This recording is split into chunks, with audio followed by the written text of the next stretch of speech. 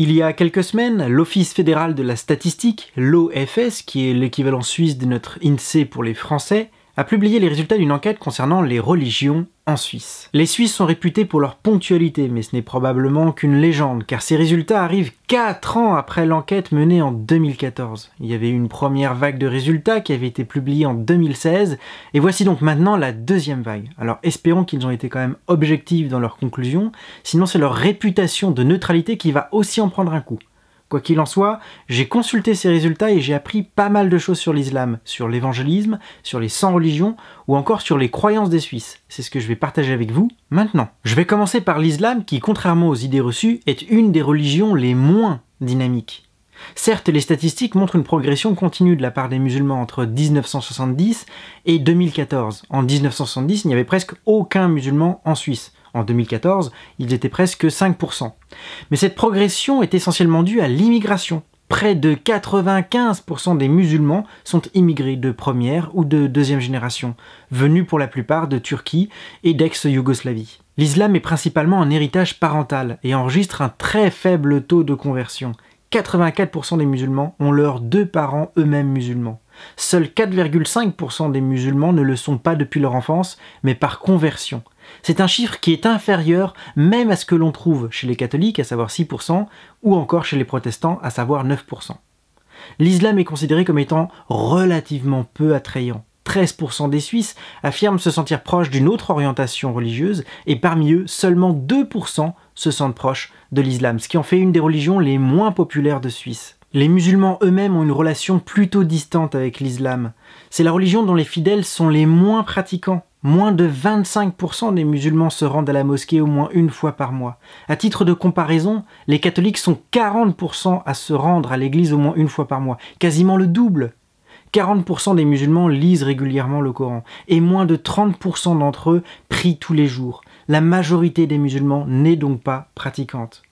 L'islam est donc une religion peu dynamique, elle progresse essentiellement à cause de l'immigration, mais on hérite de l'islam plutôt qu'on s'y convertit, l'islam n'attire pas et la majorité des musulmans ne pratiquent pas. Autant l'islam est une religion dont le déclin hors immigration semble plus inéluctable que le catholicisme et le protestantisme, autant le mouvement évangélique est celui qui connaît le plus fort dynamisme. Alors certes, les statistiques ne sont pas démentielles. Entre 1970 et 2014, les évangéliques sont passés de 1 à 2%. Leur progression est donc beaucoup moins rapide que celle de l'islam. Mais c'est pourtant le groupe religieux qui compte la plus grande part de convertis. Dans 48% des cas, aucun des deux parents n'était déjà évangélique. Il s'agit d'une religion à laquelle on adhère volontairement plutôt que par héritage. C'est aussi la raison pour laquelle les évangéliques sont le groupe religieux le plus pratiquant. 85% d'entre eux vont au moins une fois par mois à l'église, contre 40% pour les catholiques. 85% des évangéliques prient tous les jours, contre 30% environ dans les autres groupes religieux. Ils sont encore 85% à lire la Bible régulièrement. Ce qui explique probablement leur relative stagnation, c'est le fait qu'ils ont du mal à transmettre leur religion à leurs enfants. Les évangéliques tiennent davantage que les autres groupes religieux à transmettre leur religion, à hauteur de 67% contre 35% en moyenne pour les autres groupes. Pourtant, ils estiment moins facilement transmettre effectivement leur religion que les autres groupes.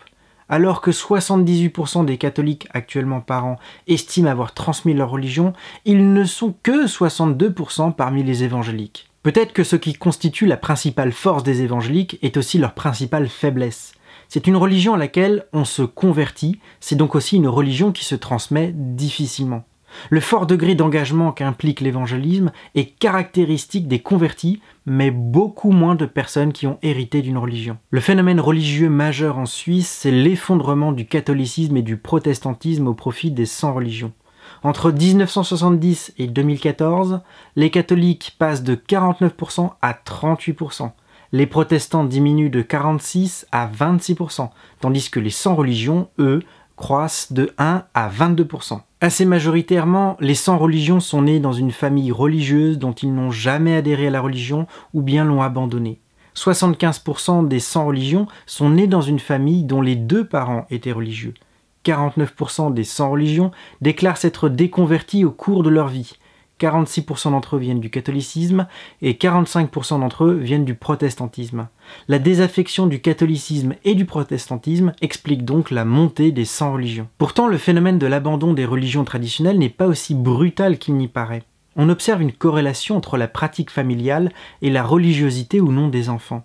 Alors que près de 70% des personnes religieuses et se déclarant religieuses viennent d'une famille qui allait au moins une fois par semaine à l'église, ils ne sont que 36% parmi les personnes sans religion qui se déclarent non religieuses. La déconversion est donc moins une décision personnelle brutale, plutôt que la continuité logique d'une faible adhésion religieuse familiale. On peut dès lors parier qu'une fois les non-pratiquants sortis des églises, la chute des croyants va se stabiliser et la croissance des sans-religion va se mettre à stagner. L'absence de religion est un phénomène tout aussi sociologique que l'adhésion à une religion. Je termine enfin par les croyances en Suisse. En ce qui concerne Dieu, 46% des Suisses affirment croire en un Dieu unique. 24% croient plutôt en une puissance supérieure, 17% sont agnostiques et 12% sont athées. Il est d'ailleurs intéressant de noter que la majorité des protestants, à savoir 54% d'entre eux, ne croient pas en Dieu. Quant aux sans-religion, ils ne sont pas tous des athées matérialistes comme on pourrait l'imaginer. Au contraire, 11% d'entre eux croient en l'existence de Dieu. 31% croient en l'existence d'une puissance supérieure. Ils sont 40% à croire aux dons de voyance ou aux dons de guérison. 37% d'entre eux se déclarent religieux ou spirituels.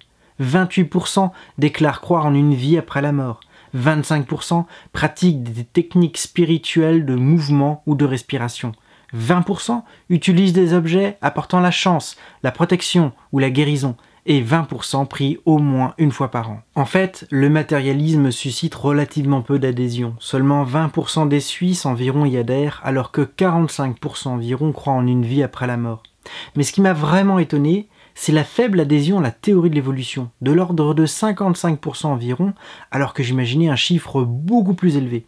Et parmi les évangéliques, ils ne sont seulement que 15% à adhérer à la théorie de l'évolution. Bref, cette enquête m'aura appris pas mal de choses. Le fait que l'islam est finalement moins dynamique qu'il n'y paraît, qu'au contraire l'évangélisme est particulièrement dynamique, même s'il a des difficultés à progresser, que l'abandon de la religion s'explique en partie sociologiquement par une faible pratique familiale, et enfin qu'au moins 20% des sans-religion ont en réalité des croyances et des pratiques de l'ordre du New Age.